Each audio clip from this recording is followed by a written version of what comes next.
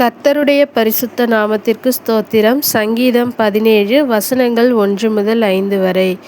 கர்த்தாவே, நியாயத்தை கேட்டருளும், என் கூப்பிடுதலை கவனியும். கபடமில்லாத உதடுகளினின்று பிறக்கும் என் விண்ணப்பத்திற்குச் செவி கொடும்.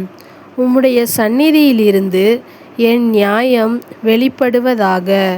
உம்முடைய கண்கள் நியாயமானவைகளை நோக்குவதாக. நீர் என் இருதயத்தை பரிசோதித்து இராக்காலத்தில் அதை விசாரித்து என்னை புடமிட்டு பார்த்தும் ஒன்றும் காணாதிருக்கிறீர். என் வாய் மீறாதபடிக்கு தீர்மானம் பண்ணினேன்.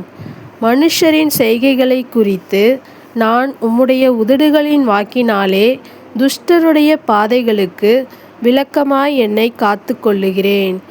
என் காலடிகள் வழுவாதபடிக்கு என் நடைகளை உமது வழிகளில் ஸ்திரப்படுத்தும். ஆமேன். God bless you.